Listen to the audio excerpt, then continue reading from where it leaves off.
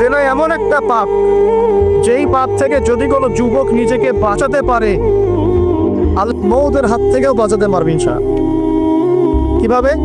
3 বন্ধু যাচ্ছে রাস্তা দিয়ে, হঠাৎ করে ঝড়, বন্ধু 3 জন ঢুকে গেল গুহার মধ্যে। কিসের মধ্যে?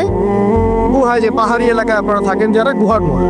হঠাৎ করে পাহাড়ের পাথর দিয়ে গুহার মুখটা বন্ধ হয়ে গেল। এখন খোলার কোনো অপশন নাই। সবাই বলছে এখন 3 জন, এখন তো আমরা বের হতে পারবো না। সবাই সবার নেক আমলের ওসিলা দিয়ে আল্লাহর কাছে দোয়া করো। কিসের ওসিলা দিয়ে?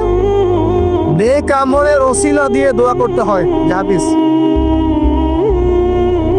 মৃত মানুষকে ওসিলা করে তার জন্য নজর মানত জবাই করে দোয়া করতে হয়। নিজের নেক আমলের ওসিলা দিয়ে আল্লাহর কাছে দোয়া করতে হয়।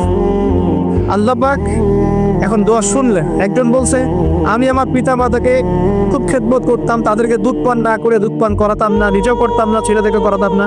আল্লাহ, এই কাজটা তোমার ভালো লাগলে আজকে গুহার মুখ থেকে পাথর সরিয়ে দাও। পাথর একটু সরে গেল। পাথর আল্লাহর কথা সরে কিনা? সরে না? সবাই আল্লাহর কথা শোনে। আগুন আল্লাহর কথা সরে কিনা? ইব্রাহিমের জন্য আগুন ঠান্ডা হয়ে যায় নাই? আচ্ছা, তারপরে আরেকজন দোয়া করছে, আল্লাহ, আমার এক কর্মচারী ছিল, তার বেতন বাকি ছিল, সে বেতন না নিয়ে চলে গেছে, আমি সেই বেতনটা দিয়ে কিছু গবাদি পশু কিনেছি। আস্তে আস্তে গবাদি পশু বেড়েছে, অনেক দিন পর সে এসেছে টাকা চাওয়ার জন্য। আমি বলেছি সবই তোমার, সব নিয়ে চলুন।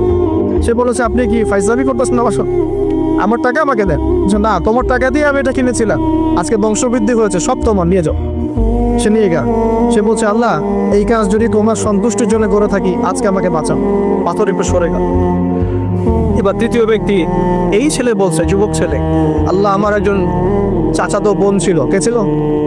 এই যে বয়ফ্রেন্ড গার্লফ্রেন্ড, খালাতো বোন, চাচাতো বোন। এখন তো বিচ্ছিরি অবস্থা।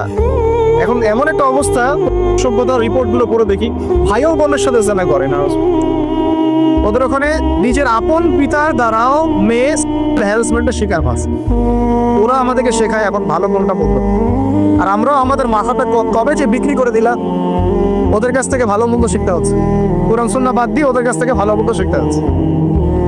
তো চাচাতো বোনকে সে খুব ভালোবাসতো, তাকে সে পেতে চাইতো, মানে তার সাথে সেক্সুয়াল সম্পর্ক করতে চায়, সোজা কথা বল। এখন সেই মেয়েকে অনেক প্রস্তাব দেয়, সেই মেয়ে রাজি হয় না। শেষে বলে, যদি আমাকে 1000 বা 100 স্বর্ণ মুদ্রা দিতে পারো, দিনার, তাহলে আমি তোমার সাথে সেক্স করবো, মানে জেনা করবো। নাউজুবিল্লাহ। তো সেই ছেলে অনেক কষ্ট করে এই টাকাগুলা বা এই দিনারগুলো অর্জন করে, কামাই করে, দিন রাত পরিশ্রম করে, ঠিক আপনারা যেমন করছেন না। তো এরপর